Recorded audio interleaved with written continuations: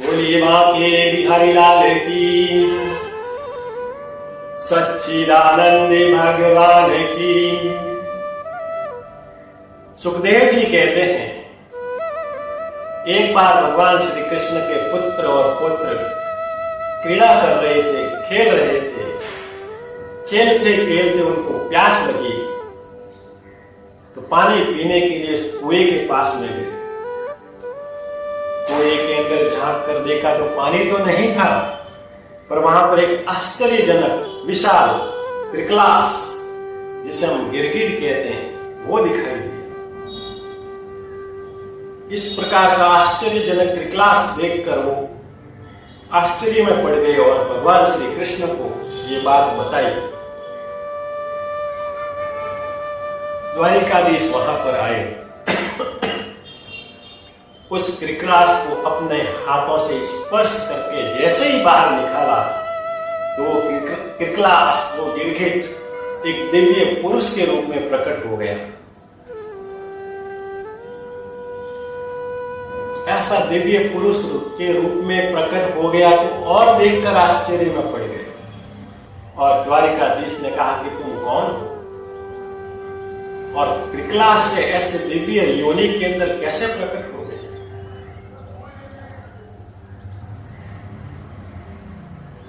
तो उसने कहा, नृगोनाम नरेंद्रोहम मिक्ष्वाकु तनयो प्रभो दानेस्य ख्यानायमानेषु यदि ते कर्णम स्पर्शम। हे प्रभु, मैं इक्ष्वाकु वंश का राजा नृग हूं। मैं एक ब्राह्मण के श्राप के कारण इस त्रिकलास की, इस गिरगिट की योनि के अंदर मैं हो गया, लेकिन आपका स्पर्श होने से मैं पुनः इस दिव्य पुरुष के रूप में प्रकट हुआ। सुखदेव जी कहते हैं, ये राजा नृग एक बार 1,00,000 गायों को एक ब्राह्मण को दान में दे दी। जब 1,00,000 गाय एक ब्राह्मण को दान में दे दी तो उस 1,00,000 गाय में से एक गाय पुनः उस राजा नृग के पास में आ गई।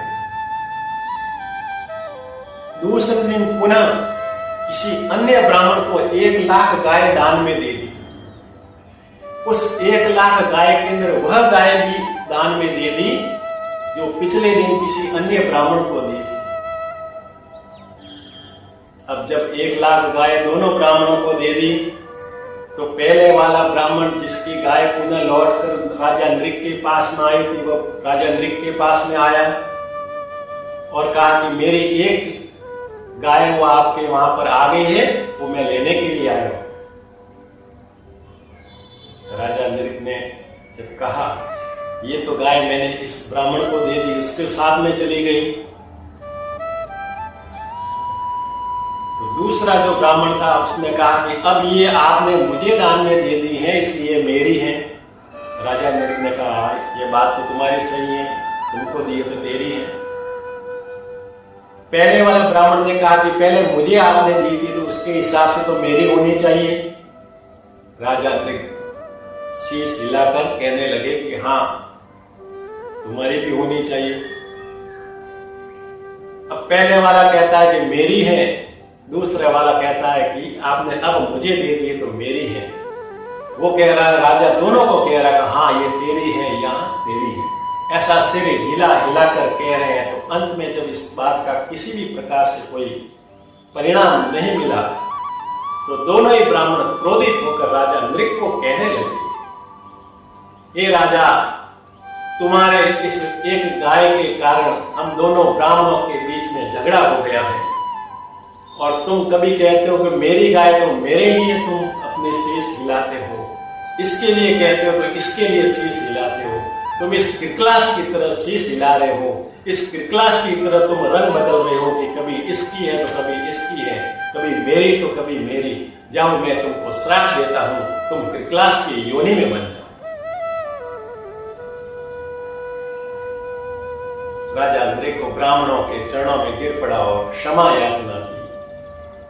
मुझे क्षमा कीजिए, मैं समझ नहीं पा रहा था कि मैं इसका क्या मैं अर्थ दूं, मैं क्या उत्तर दूं, मुझे क्षमा कीजिए। ब्राह्मणों ने कहा कि दिया हुआ वरदान, दिया हुआ श्राप तो कभी वापस नहीं ले सकता, लेकिन द्वापर युग के अंदर जब द्वारकाधीश का जो शरीर का स्पर्श तुम्हारे ऊपर होगा, तब तुम्हें इस कृतलास की योनि से मुक्ति मिल जाएगी। इस प्रकार से भगवान श्री कृष्ण के स्पर्श करने से वो कृतलास पुनः दिव्य पुरुष के रूप में प्रकट हुआ और उनको मुक्ति प्रदान।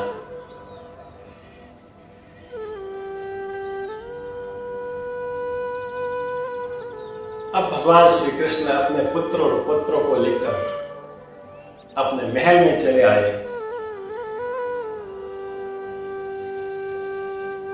और अपने पुत्र और पौत्रों को कहने लगे कि आज मैं तुमको इस घटना से सुंदर उपदेश बताता हूं। द्वारिकाधीश कहते हैं, नाहं हलाहलम मन्ये विषम यस्य प्रतिक्रिया ब्रह्मस्य विषम प्रोक्तम नास्य प्रतिविदो। भगवान ने कहा कि मैं हलाहल विष को भी विष नहीं मानता, क्योंकि उस विष की भी दवा हो सकती है, उस विष का भी कोई न कोई उपाय हो सकता है, परंतु जो ब्राह्मणों के ऊपर अपराध करता है, उनके धन का हरण करता है, उनका कोई भी उनका अपमान करता है, तो उसके बचाने के लिए कोई भी मेरे पास में औषधि नहीं। कृष्ण कहते हैं कि जहर तो केवल जहर पीने वाले को ही मारता है, लेकिन जो ब्राह्मणों के धन को हरण करता है, उसका अपमान करता है, तो उनका जो संपूर्ण जो कुल है वो पूरा जलकर नष्ट हो जाता है। जो ब्राह्मणों का अपमान करता है, उनको 60,000 वर्ष तक गंदी नाली का कीड़ा बनकर जन्म लेना पड़ता है। उसके बाद उनको पुरुष योनि के अंदर जन्म मिलता है। भगवान कहते हैं कि मैं ब्राह्मणों का सम्मान करता हूं।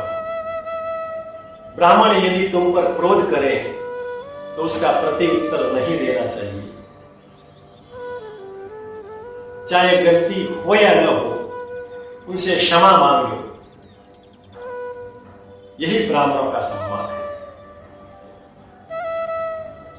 इस प्रकार से भगवान श्री कृष्ण ने अपने पुत्र और पुत्रों को ब्राह्मण के प्रति भक्ति, ब्राह्मण के प्रति सम्मान का उपदेश दिया।